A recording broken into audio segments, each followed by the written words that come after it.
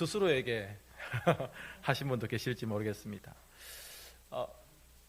최근에 가장 큰 뉴스 중에 하나는 교황 프란체스코가 죽은 일입니다.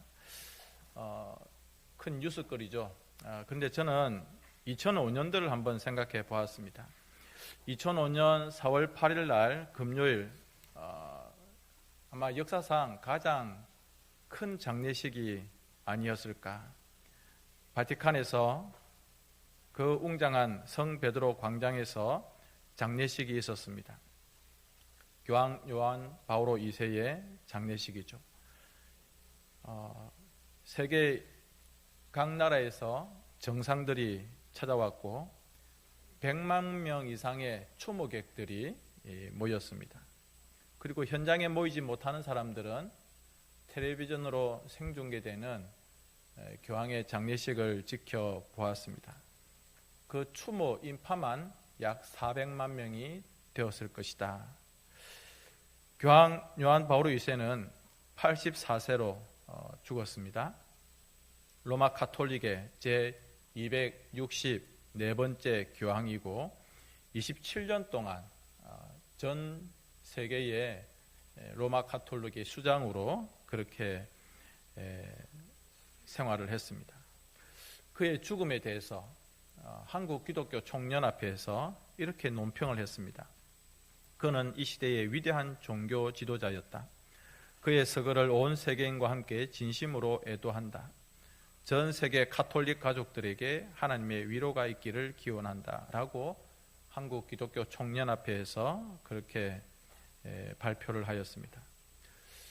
로마 카톨릭에서는 자기들은 큰 집이고 개신교 우리는 작은 집이다 이렇게 말을 하지만, 그래서 어떤 분들은 카톨릭과 개신교는 종교가 다르다 이렇게 말하는 분도 계시지만, 그러나 그 사람 역시도 세계 평화를 위해서, 또 이번에 돌아가신 프란체스코 교황도 평화를 위해서 참으로 수고를 많이 했던 분이라고 생각을 합니다.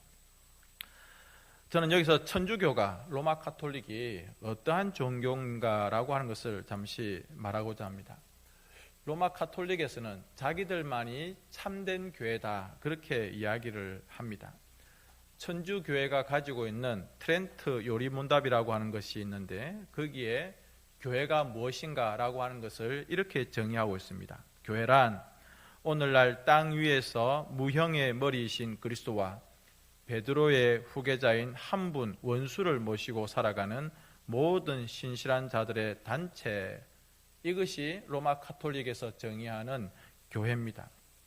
그러니까 베드로의 후계자가 교황이고 그 교황이 다스리는 모든 교회가 참된 교회다 이렇게 자기들은 이야기를 하는 겁니다.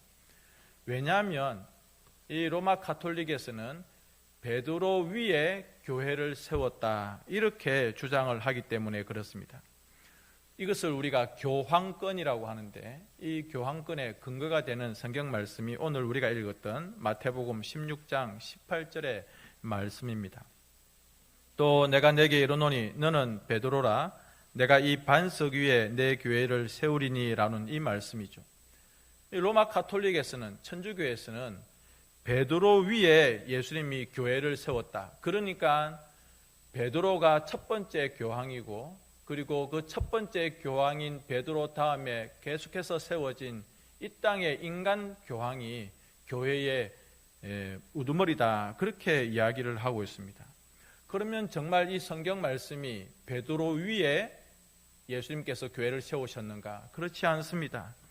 성경을 잘 보면 베드로라고 할 때 이것은 남성 명사입니다. 남성 명사, 그리고 고유 명사입니다. 그런데 반석 위에, 내가 이 반석 위에라고 할 때 이 반석은 여성 명사입니다. 그리고 보통 명사입니다. 그렇기 때문에 이것은 베드로 위에 예수님이 교회를 세웠다가 아니라 베드로가 고백한 그 반석 같은 믿음 위에 내 교회를, 예수님의 교회를 세웠다 이렇게 해석하는 것이 우리의 입장입니다. 천주교에서는 교황을 아버지라고 그렇게 부르는데, 이 말은 라틴어에서 왔습니다. 그런데 성경에 보면 예수님께서 마태복음 23장 9절에 땅에 있는 자를 아버지라 하지 말라. 너희의 아버지는 한 분이시니 곧 하늘에 계신 이시니라. 이렇게 말씀하셨습니다. 그러니까 우리가 영적 아버지 이런 표현들을 합니다. 그러나 엄밀히 말하면 우리 육신의 아버지가 계시지만 엄밀히 말하면 하늘에 계신 그 아버지 하나님을 아버지라고 해야지 교황을 아버지 이렇게 해서는 안 되는 것이죠. 그리고 내가 내 교회를 세우리라는 이 말씀은 베드로가 고백했던 그 신앙 고백, 주는 그리스도시요 살아계신 하나님의 아들이십니다라고 하는 그 신앙 고백 위에 예수님께서 교회를 세웠다는 것이지, 베드로 너가 교회의 주인이고 교회의 머리다 이런 뜻은 전혀 아닌 것입니다. 오늘 성경 말씀을 보십시다. 예수님께서 공생애에 한 3년 정도의 시간을 이렇게 지나시고 나서 제자들에게 물어보십니다. 제자들을 따로 불러서 얘들아, 사람들이 나를 뭐라고 하느냐? 아마도 예수님은 사람들이 예수님에 대해서 가지고 있는 그런 생각들, 소위 말하는 여론조사를 그렇게 하신 것 같습니다.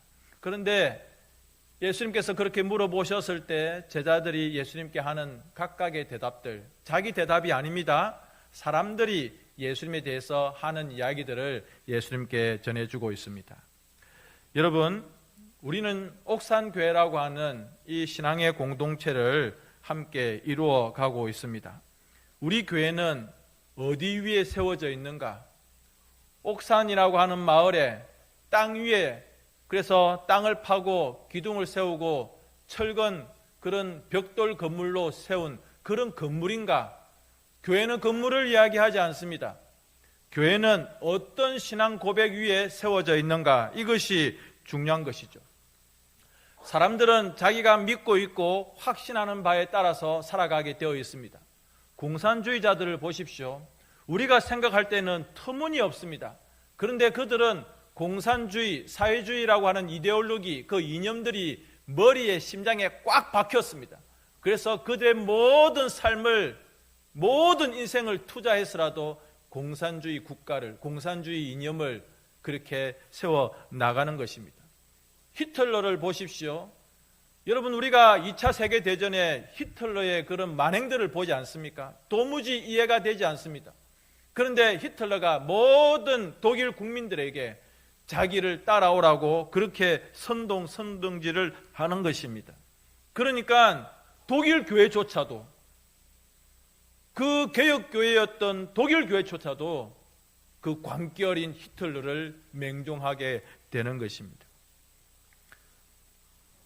군사 정권 시절에 정권을 가졌던 사람들, 자신들은 이렇게 정치를 해야 된다라고 생각을 했고, 또 거기에 맞섰던 사람들, 우리는 이러한 독재에 도저히 동의할 수 없다, 그런 사람들 다 자기 자신이 가지고 있는 생각과 이념에 따라서 그렇게 살아가게 되어 있습니다.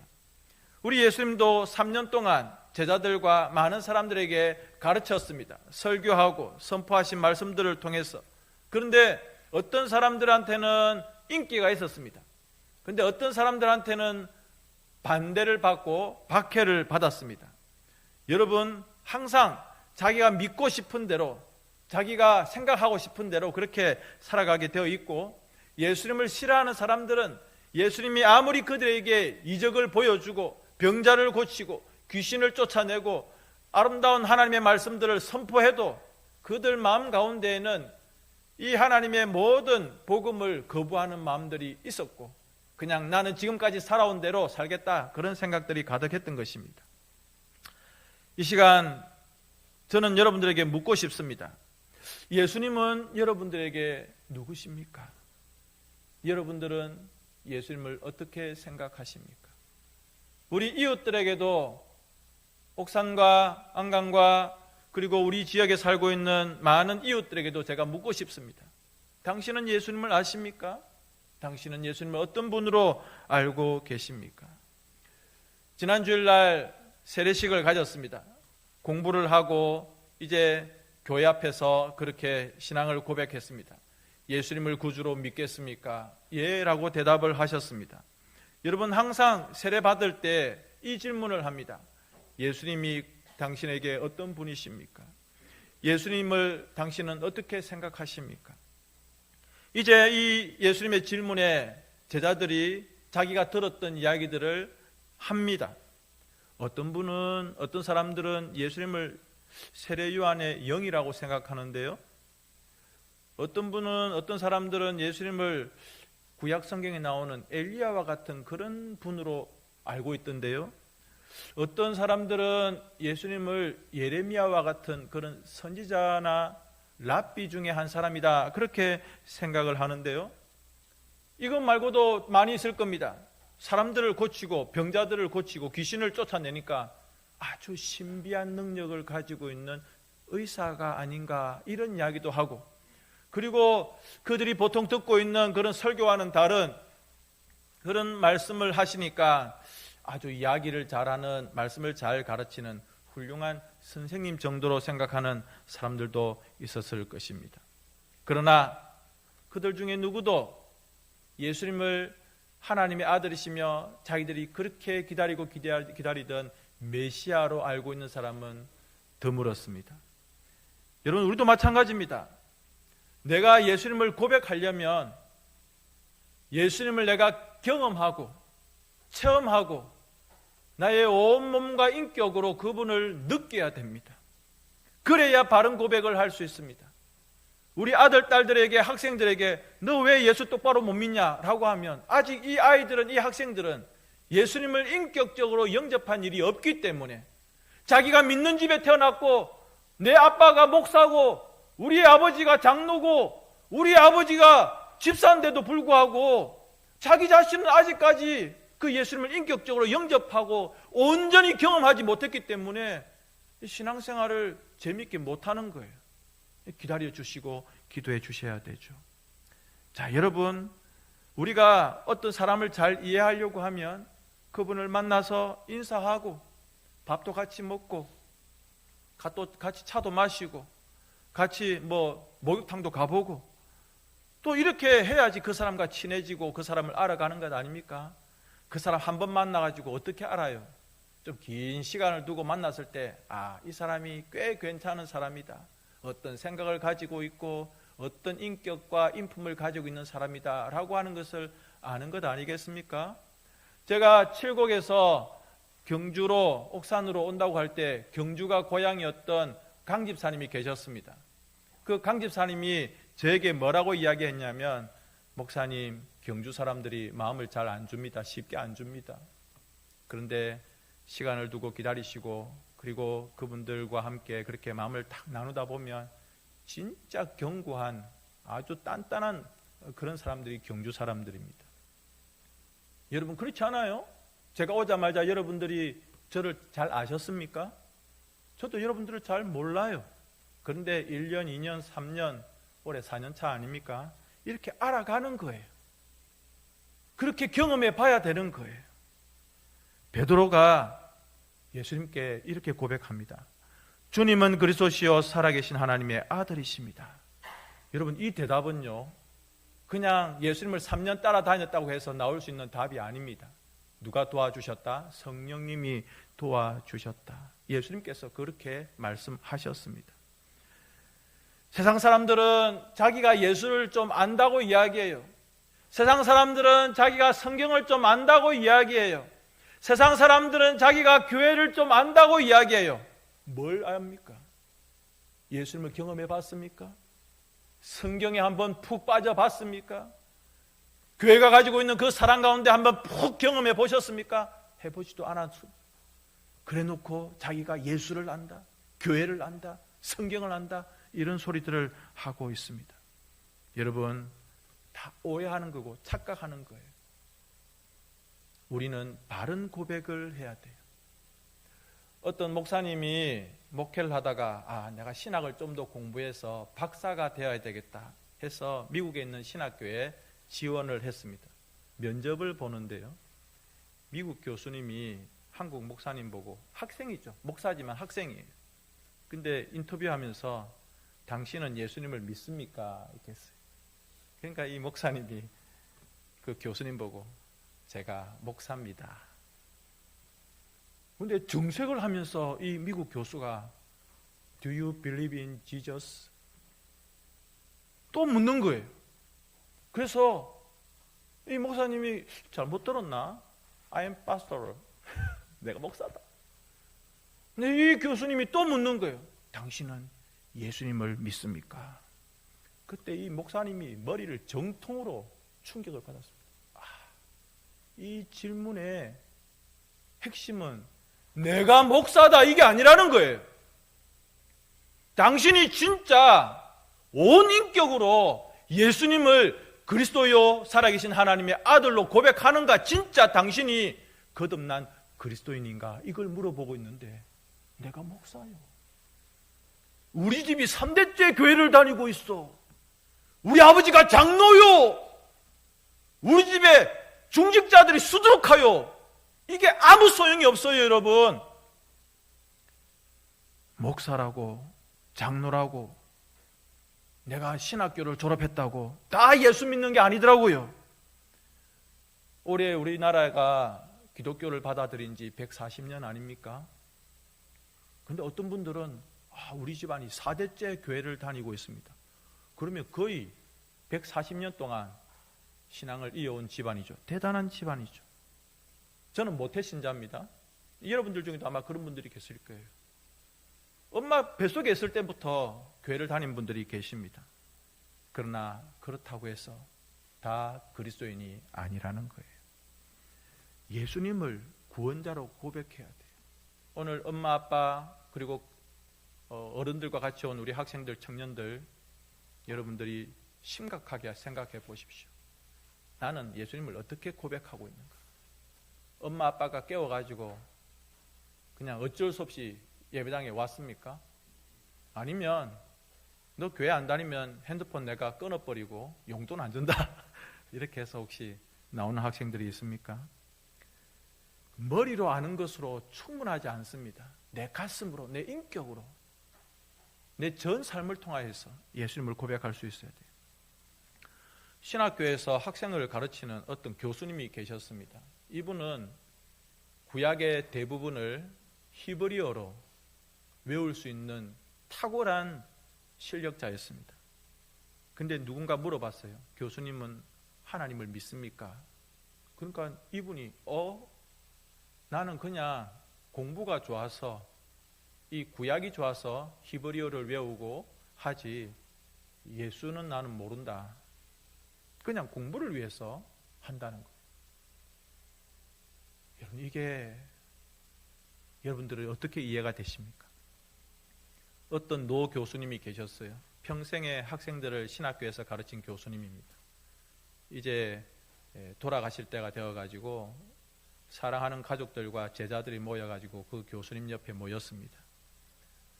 근데 이 교수님이 그 침상에서 중얼중얼 하고 계시는 거예요.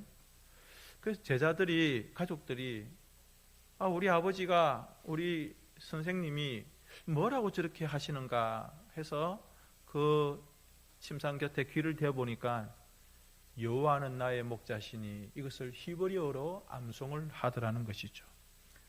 여러분, 구약 성경을 대부분 히브리어로 외웠던 그 신학 교수와 그리고 돌아가시 직전에 여호와는 나의 목자시니라고 하는 이 시편 23편의 말씀을 히브리어로 읊조리는, 계속해서 반복해서 읊조리시는 이 교수님과 실력차로 보면은 너무 차이 나죠. 그러나 신앙은 하나님께서 인정하시는 신앙은 어느 쪽일까? 최근에 4월 초에 한국 몇몇 영화관에서 상영된 영화가 있는데 본 회퍼라고 하는 영화입니다. 그런데 본 회퍼라고 하는 그 이름 밑에 목사, 스파이, 암살자. 여러분, 목사가 간첩이에요. 목사가 암살자예요. 여러분, 이거 좀 이상하지 않습니까? 무슨 이야기냐면 2차 세계대전 때 히틀러가 전 세계를 향하여서 엄청난 죄를 지었죠. 그런데 독일 교회가 완전히 히틀러에게 충성하는 겁니다. 마르틴 루터가 독일의 개혁교회를 세웠지 않았습니까? 그런데 그 루터의 정신이 이 히틀러의 선동 가운데 완전히 돌아선 겁니다. 그래서 독일 교회가 히틀러에게 충성을 다했습니다. 이 일에 대해서 본헤퍼 목사님이 이건 아니다, 이것은 전혀 성경에 맞지 않다라고 반대 운동을 하다가 잡혀서 총살을 당했습니다. 그 이야기를 다룬 영화가 이 영화인데, 본헤퍼 목사님이 마지막으로 돌아가시기 전에 이 말씀을 했습니다. 값싼 은혜는 오늘날 교회의 가장 무서운 것이다. 여러분, 교회의 가장 무서운 일이 뭐냐면 값싼 은혜예요. 예수님께서 십자가에서 피 흘려 돌아가시면서 우리를 위해서 아낌없이 주셨건만 우리는 그 피를 희미하게 생각하고 그 십자가를 가볍게 생각하는 거예요. 그래서 삶을 희미하게 살아가는 거예요. 교회가, 신앙이, 십자가가 장식품이나 액세서리가 되어서는 안 되는 겁니다. 어떤 사람들은 기독교 신앙을 자기의 교양 생활의 일부분으로 생각하는 분이 계세요. 그래도 내가 교양 있는 사람인데 불교에 가서 그 회색 옷, 그 뽐도 안 나는 그 이상한 옷 입고 이렇게 하는 것보다는 그래도 좀 교회당에 가서 촥 앉아가지고 찬양대에서 찬양으로 촥 이렇게 하면 탁 지켜보고 감상하고, 헌금 촥 이렇게 하고, 주보에 내 이름 있는 거 촥 한번 확인해보고, 그래가지고 또 탁 나와가지고 주일 오후를 또 엔조이하는 그런 어떤 수준의 문화생활의 하나로 생각하는 분들이 계십니다. 주일날 교회 나오는 것이 그 정도만 되어서는 안 되는 거예요. 마치 문화생활처럼 액세서리처럼 생각해서는 안 되는 겁니다. 나는 주님을 위해서 어떤 신앙 고백으로 삶을 살아가는가. 어떤 알코올 중독자가 빌리 그레암 목사님의 전도 집회에 참여를 했습니다. 이 사람은 캘리포니아 대학원을 다니고 있는 똑똑한 사람이었는데 알코올 중독에 빠져 있었습니다. 그래서 그 유명한 미국의 금문교에 그 큰 다리 있거든요. 그 다리에 2번이나 자살을 하려고 갔던 사람이었습니다. 빌리 그레암 목사님이 설교를 하고 있고 복음 초청을 하고 있는데 자리에 탁 앉아가지고 발장을 탁 끼고 웃기는 소리 하고 있는, 피식 웃으면서 그렇게 있었어요. 그런데 설교 시간에 빌리 그레암 목사님이 이렇게 말했습니다. 만일 사람이 온 천하를 얻고도 자기 목숨을 잃어버리면 무엇이 유익하리요? 무엇을 주고 자기 목숨을 바꾸겠느냐? 웃으면서 피식피식 하다가 이 이야기를 듣고 큰 충격을 받고 그 자리에서 자기의 죄를 뉘우치고 기쁜 마음으로 예수님을 구주로 영접하였습니다. 그리고 나서 이 사람에게, 그 가족에게 놀라운 일들이 일어났어요. 가정이 회복되고 생활이 기쁘고 온 가족들이 이 사람과 함께 교회당에 나와서 기도하며 찬송하며 신앙생활하는 기쁨을 누렸다는 것입니다. 이 자리에 계시는 성도님 여러분, 여러분들은 취미생활로 이 자리에 나오신 것 아니지 않습니까? 일요일날 오전 시간에 한가해서 이 자리에 나오신 분 계세요? 없지 않습니까? 다 무슨 비밀을 아냐면 십자가의 비밀을 아는 사람들이고 예수님께서 따라오라고 하신 그 제자의 삶을 아시는 분들이 이 자리에 참석하셨습니다.